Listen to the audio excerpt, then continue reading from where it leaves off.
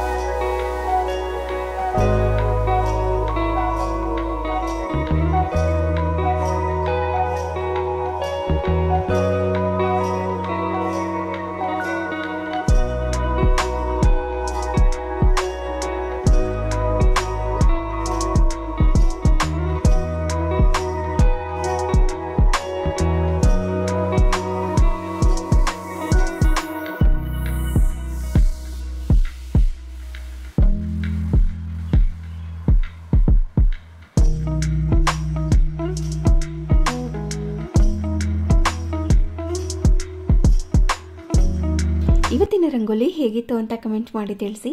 ಹಾಗೆಯೇ ನೆನೆನೆ ಹಿಟ್ಟನ್ನು ರುಬ್ಬಿಟ್ಟಿದ್ದೆ ಇಡ್ಲಿ ಮಾಡೋದಕ್ಕೆ ಅಂತ. ಹೊರಗಡೆಗೆ ಹೋಗಿದ್ವಿ, ಬಂದಿದ್ದು ಕೂಡ ಲೇಟಾಗಿತ್ತು, ಸಂಡೇ ಆದ್ರೂ ಕೂಡ ನಾಳೆ ಇಡ್ಲಿ ಮಾಡೋಣ ಅಂತ ನೆನೆಸಿಟ್ಟಿದ್ದೆ. ಒಂದು 4 hours ನೆನೆಸಿಟ್ರೂ ಕೂಡ ಸಾಕಾಗುತ್ತೆ. ಇನ್ನು ಮಲ್ಕೊಳ್ಳೋ ಅಷ್ಟರಲ್ಲಿ ರುಬ್ಬಿಟ್ಟಿದ್ದೆ, ಆದರೂ ಕೂಡ ತುಂಬ ಚೆನ್ನಾಗಿ ಫರ್ಮೆಂಟೇಷನ್ ಆಗಿತ್ತು. ಇವಾಗ ಸಮ್ಮರ್ ಸ್ಟಾರ್ಟ್ ಆಗಿದೆ ಅಲ್ವಾ, ಬೇಗ ರುಬ್ಬಬೇಕು ಅನ್ನೋದೇ ಇಲ್ಲ. ಲೇಟಾಗಿ ರುಬ್ಬಿದ್ರೂ ಕೂಡ ಬೆಳಗ್ಗೆ ಅಷ್ಟರಲ್ಲಿ ತುಂಬ ಚೆನ್ನಾಗಿ ಫರ್ಮೆಂಟೇಷನ್ ಆಗಿರುತ್ತೆ. ಇವತ್ತು ನಾರ್ಮಲ್ ಇಡ್ಲಿಗಿಂತ ತಟ್ಟೆ ಇಡ್ಲಿ ಮಾಡ್ಕೊಳ್ಳೋಣ ಅಂತ ಅಂದ್ಕೊಂಡಿದ್ದೆ, ಅದನ್ನೇ ಮಾಡ್ತಾಯಿದ್ದೀನಿ. ಇನ್ನು ಇದಕ್ಕೆ ಸೈಡ್ ಡಿಶ್ಗೋಸ್ಕರ ಅಂತ ಟೊಮ್ಯಾಟೊ ಕುರ್ಮನ ಮಾಡ್ತಾಯಿದ್ದೀನಿ. ತುಂಬ ಅಂದರೆ ತುಂಬಾ ಚೆನ್ನಾಗಿರುತ್ತೆ ಈ ಟೊಮ್ಯಾಟೊ ಕುರ್ಮ. ತರಕಾರಿ ಏನೂ ಇಲ್ಲ ಅಂದಾಗ ಈ ಥರ ಟ್ರೈ ಮಾಡ್ಬೋದು. ಅದಕ್ಕೋಸ್ಕರ ಒಂದು ಮಿಕ್ಸಿ ಜಾರ್ಗೆ ತೆಂಗಿನಕಾಯಿನ ಹಾಕ್ಕೊಂಡಿದ್ದೀನಿ. ಹಾಗೆ 1 ಸ್ಪೂನಷ್ಟು ಗಸಗಸೆ, ಸ್ವಲ್ಪ ಸೋಂಪನ್ನು ಹಾಕಿ, ನಂತರ ಸ್ವಲ್ಪ ಗೋಡಂಬಿನ ಸೇರಿಸ್ಕೊಂಡು ಸ್ವಲ್ಪ ಮಾತ್ರ ನೀರನ್ನು ಸೇರಿಸಿ ಇದನ್ನು ಸ್ಮೂತಾಗಿ ಪೇಸ್ಟ್ ಮಾಡ್ಕೊಬೇಕು. ಕುರ್ಮಾಗೆ ಇದೊಂದು ಸಿಂಪಲ್ ಮಸಾಲೆ, ಬೇಸಿಕ್ ಮಸಾಲೆ ಅಂತ ಅನ್ಕೋಬೋದು. ನೀವು ಯಾವುದೇ ಥರ ಕುರ್ಮಾ ಮಾಡಿ ಅದಕ್ಕೆ ಇದೊಂದು ಬೇಸಿಕ್ ಮಸಾಲೆನ ಹಾಕ್ಕೊಳ್ಳಿ, ತುಂಬ ರುಚಿಯಾಗಿ ಬರುತ್ತೆ. ಹಾಗೆ ಮಾಡ್ಕೊಳ್ಳೋದು ಕೂಡ ತುಂಬಾ ಸುಲಭವಾಗಿರುತ್ತೆ. ಇನ್ನು ಇದಕ್ಕೆ ಟೊಮ್ಯಾಟೊ ಮತ್ತು ಈರುಳ್ಳಿ ಸಹ ಬೇಕು, ಅದನ್ನು ಸಹ ಕಟ್ ಮಾಡ್ಕೊಳ್ತಾ ಇದ್ದೀನಿ. ನಾವು ಏನೇ ಸೈಡ್ ಡಿಶ್ ಮಾಡಲಿ, ಸಾಂಬಾರು ಆಗಿರಲಿ, ಈ ಥರ ಕುರ್ಮಾ ಆಗಿರ್ಬೋದು, ಸಾಗು ಆಗಿರ್ಬೋದು, ಗೊಜ್ಜು ಏನಾದರೂ ಮಾಡಿ, ನಮ್ಮ ಮನೇಲಂತೂ ನನ್ನ ಹಸ್ಬೆಂಡ್ಗೆ ಚಟ್ನಿ ಇರಲೇಬೇಕು. ಅದು ಕಡಲೆಕಾಯಿ ಚಟ್ನಿ, ಅದು ಇಡ್ಲಿ ಆಗಿರಲಿ, ದೋಸೆ ಆಗಿರಲಿ, ನೀವೇನಾದರೂ ಮಾಡ್ಕೊತೀನಿ, ನನಗೆ ಮಾತ್ರ ಚಟ್ನಿ ಮಾಡಿ ಅಂತ ಹೇಳ್ತಿರ್ತಾರೆ. ನಾವು ಏನೇ ಮಾಡ್ಕೊಂಡು ತಿಂದರೂ ಅವರಿಗೋಸ್ಕರ ಚಟ್ನಿ ಮಾಡಲೇಬೇಕು. ಸೊ ಚಟ್ನಿನೂ ಕೂಡ ಮಾಡ್ಕೊಳ್ಳೋದಕ್ಕೆ ರೆಡಿ ಮಾಡ್ಕೋತೀನಿ. ಅದೇ ನಾನು ಹೇಳಿದ್ದೆ ಅಲ್ವಾ 4 ಇಂಗ್ರೀಡಿಯೆಂಟ್ಸ್ ಚಟ್ನಿ ಅಂತ, ಅದನ್ನೇ ಅವರು ಸಖತ್ ಇಷ್ಟಪಡೋದು, ಅದನ್ನೇ ಮಾಡ್ತಾ ಇರೋದು ಇವತ್ತು ಕೂಡ. ಇನ್ನು ಈರುಳ್ಳಿ ಟೊಮ್ಯಾಟೊನೆಲ್ಲ ಕಟ್ ಮಾಡ್ಕೊಳ್ತಾ ಇದ್ದೀನಿ.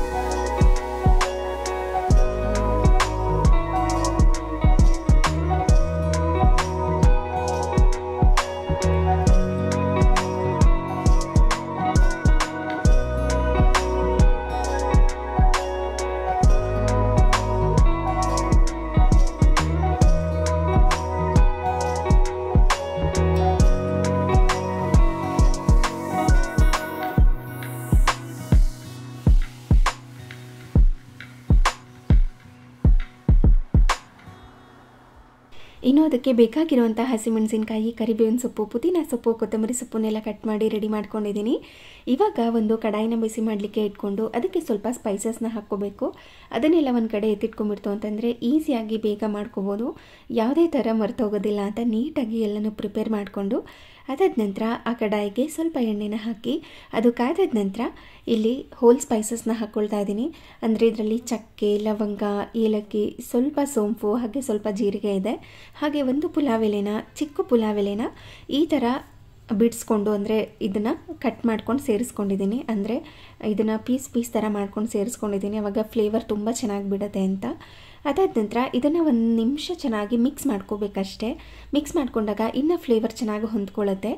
ನೀವೇನಾದ್ರೂ ರುಬ್ಬೋವಾಗ ಮಸಾಲ ಐಟಮ್ಸ್ಗಳನ್ನ ಹಾಕ್ಕೊಂಡಿದ್ದೀರಾ ಅಂತಂದರೆ, ಅಂದರೆ ಚಕ್ಕೆ, ಲವಂಗ, ಏಲಕ್ಕಿನ ರುಬ್ಕೋತೀವಲ್ವ ತೆಂಗಿನಕಾಯಿ, ಅದ್ರ ಜೊತೆ ಹಾಕ್ಕೊಂಡಿದ್ದೀರಾ ಅಂದರೆ ಇಲ್ಲಿ ಹಾಕ್ಕೊಳ್ಳೋ ಅಗತ್ಯ ಇರೋದಿಲ್ಲ.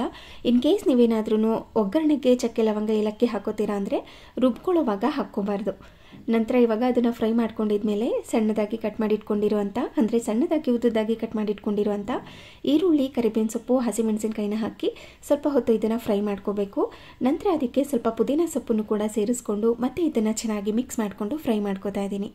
ನಂತರ ಶುಂಠಿ ಬೆಳ್ಳುಳ್ಳಿ ಪೇಸ್ಟನ್ನ ಹಾಕಿ ಮತ್ತೆ ಇದನ್ನು ಹಸಿ ವಾಸನೆ ಹೋಗೋ ತನಕ ಮಿಕ್ಸ್ ಮಾಡ್ಕೊಳ್ತಾ ಫ್ರೈ ಮಾಡ್ಕೋಬೇಕು. ನಿಮಗೆ ಈ ಹಂತದಲ್ಲಿ ಹಾಕೊಳ್ಳೋದಕ್ಕೆ ಇಷ್ಟ ಇಲ್ಲ, ಶುಂಠಿ ಬೆಳ್ಳುಳ್ಳಿ ಪೇಸ್ಟ್ ಇಲ್ಲ ಅಂತಂದರೆ ಶುಂಠಿ ಬೆಳ್ಳುಳ್ಳಿನ ರುಬ್ಬವಾಗಲೂ ಸಹ ಹಾಕಿ ರುಬ್ಕೋಬೋದು.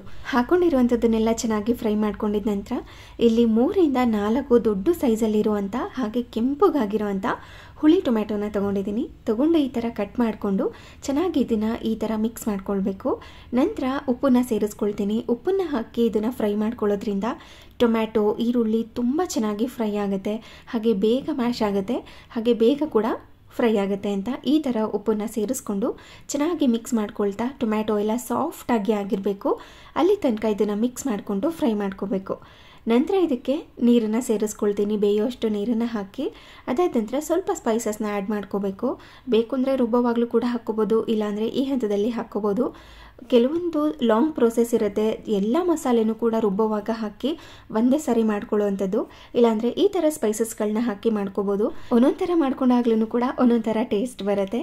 ಇದಕ್ಕೆ ಸ್ವಲ್ಪ ನೀರನ್ನು ಸೇರಿಸ್ಕೊಂಡಿದ್ದೀನಿ, ಅಂದರೆ ಟೊಮ್ಯಾಟೊ ಎಲ್ಲ ಸಾಫ್ಟ್ ಆಗೋ ತನಕ ಫ್ರೈ ಮಾಡಿಕೊಂಡು ನೀರನ್ನು ಹಾಕಿ.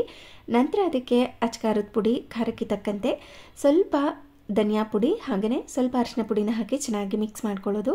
ಗರಂ ಮಸಾಲ ಹಾಕೊಳ್ಳೋ ಅಗತ್ಯ ಇರೋದಿಲ್ಲ, ಯಾಕೆಂದರೆ ಒಗ್ಗರಣೆನಲ್ಲಿ ಹಾಕ್ಕೊಂಡಿರ್ತೀವಲ್ವ, ಹಾಗಾಗಿ. ನಂತರ ಇದನ್ನು ಚೆನ್ನಾಗಿ ಮಿಕ್ಸ್ ಮಾಡಿಕೊಂಡು ಕುದಿಸ್ಕೊಳ್ಬೇಕು. ಈ ರೀತಿ ಕುದಿಯೋ ಹಂತದಲ್ಲಿ ನಾವು ರುಬ್ಬಿ ಇಟ್ಕೊಂಡಿದ್ವಿ ಅಲ್ವಾ ಮಸಾಲ ಪೇಸ್ಟ್, ಬೇಸಿಕ್ ಪೇಸ್ಟ್ ಅಂತ ಹೇಳಿದ್ದೆ ಅಲ್ವಾ, ಅದನ್ನು ಇದರೊಳಗಡೆ ಸೇರಿಸಬೇಕು. ಮಿಕ್ಸಿ ಜಾರ್ಗೆ ಸ್ವಲ್ಪ ನೀರನ್ನು ಹಾಕಿ ಅದನ್ನು ಕೂಡ ಸೇರಿಸ್ಕೊಳ್ತೀನಿ.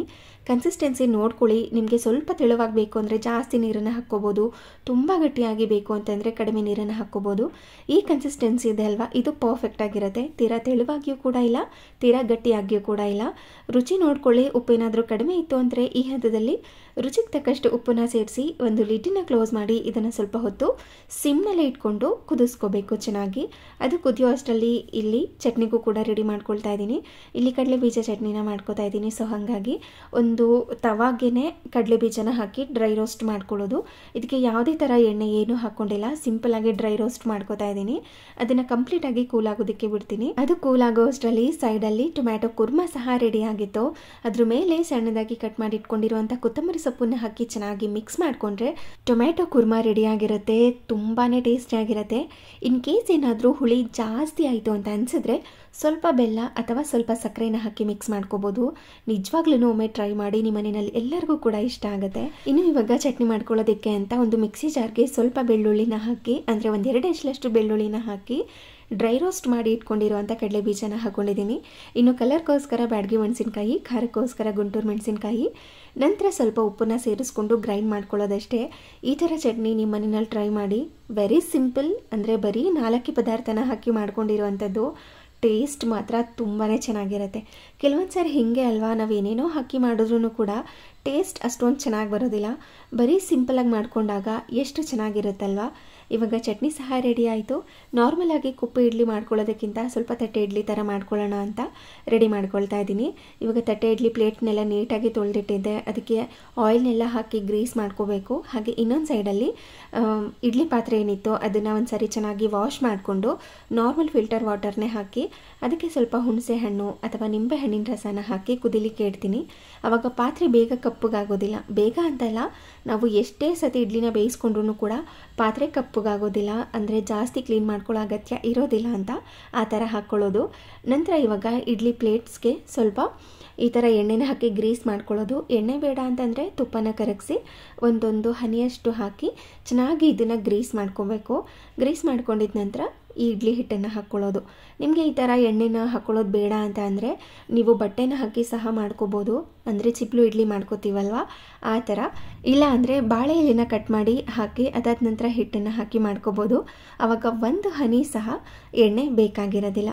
ಇವಾಗ ಕೊನೆಯಲ್ಲಿ ನಾವು ಇಡ್ತೀವಲ್ವ ಆ ಪ್ಲೇಟಿಗೆ ಮಾತ್ರ ನಾನು ಸ್ವಲ್ಪ ಇಡ್ಲಿ ಹಿಟ್ಟನ್ನು ಹಾಕ್ಕೊಂಡಿರ್ತೀನಿ. ಏಕೆಂದರೆ ಇಡ್ಲಿನ ಬೇಯೋದಕ್ಕೆ ಇಟ್ಕೊಂಡಾಗ ಸ್ವಲ್ಪ ನೀರೆಲ್ಲ ಅದ್ರ ಮೇಲೆ ಆಗಿರುತ್ತೆ, ಅಂದರೆ ಅದ್ರ ಮೇಲೆಲ್ಲ ಬಂದ್ಬಿಟ್ಟಿರುತ್ತೆ ಕುದೀತಾ ಕುದೀತಾ ಹುಣಸೆ ಹಣ್ಣು ನೀರೆಲ್ಲ ಹಾಕಿರ್ತೀವಲ್ವ.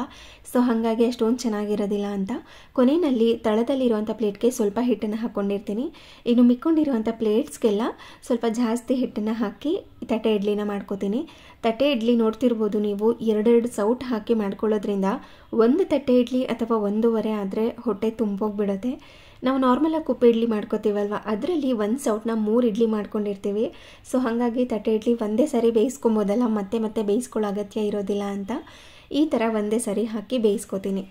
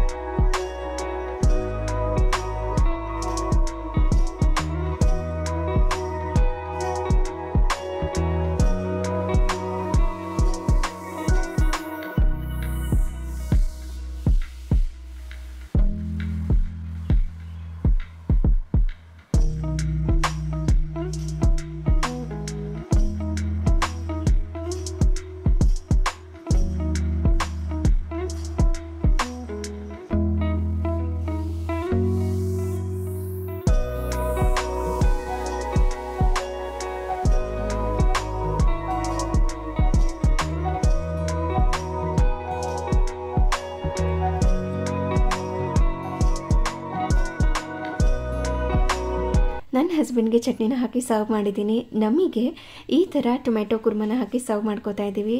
ನೋಡ್ತಾ ಇದ್ರೇ ಬಾಯಲ್ಲಿ ನೀರು ಬರ್ತಾ ಇತ್ತು ನನಗಂತೂ. ಇವಾಗ ಅಷ್ಟು ಚೆನ್ನಾಗಿ ಬಂದಿತ್ತು, ಒಮ್ಮೆ ಟ್ರೈ ಮಾಡಿ ನೋಡಿ.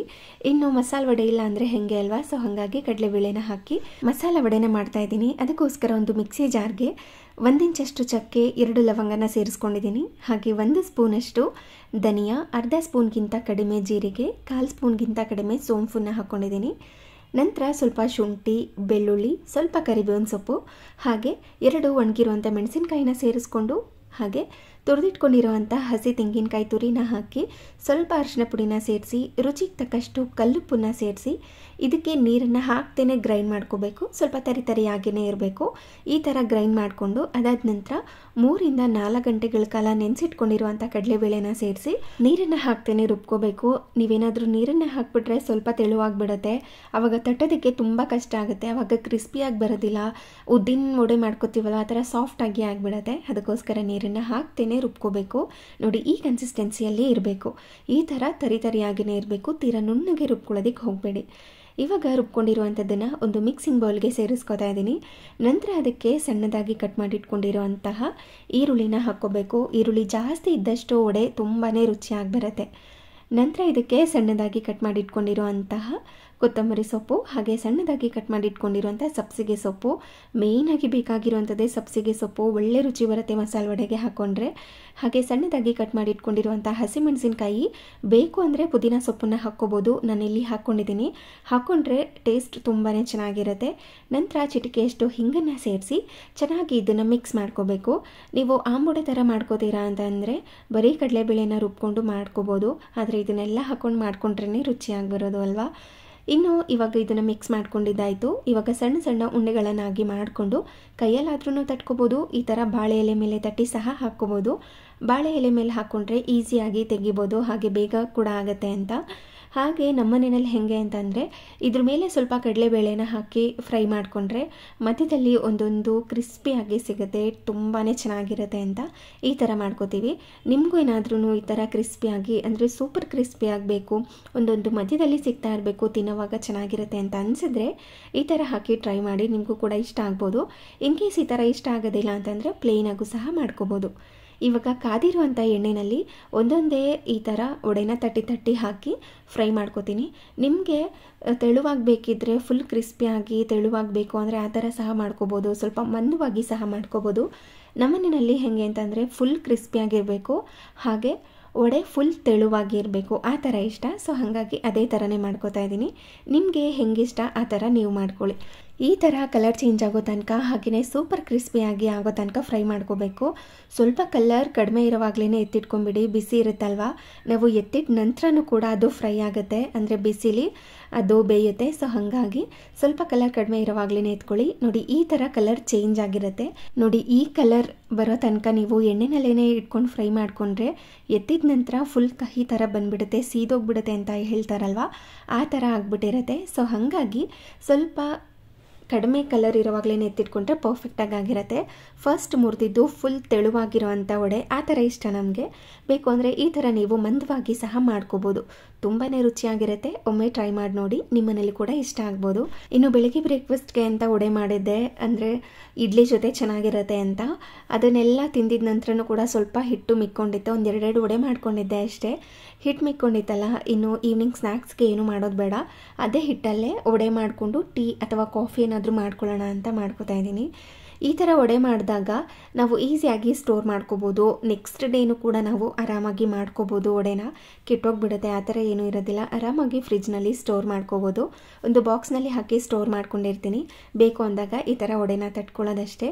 ನಾನು ಮೊದಲು ಮಾಡಿದಾಗ ಬಾಳೆ ಎಲೆ ಮೇಲೆ ತಟ್ಟಿ ಹಾಕಿದ್ದೆ, ಆದರೆ ಫ್ರಿಜ್ನಲ್ಲಿ ಇಟ್ಕೊಂಡು ಮಾಡ್ತೀವಲ್ವ, ಆವಾಗ ಸ್ವಲ್ಪ ಹಿಟ್ಟು ಇನ್ನೂ ಗಟ್ಟಿಯಾಗಿರುತ್ತೆ.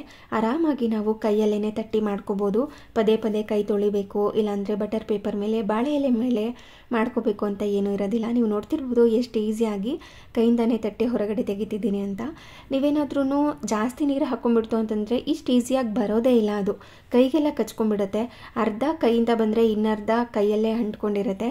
ಸೊ ಹಾಗಾಗಿ ನೀರನ್ನು ಹಾಕ್ತೇನೆ ರುಬ್ಕೊಂಡ್ರೆ ಈ ಥರ ನಾವು ಮಾಡ್ಕೋಬೋದು.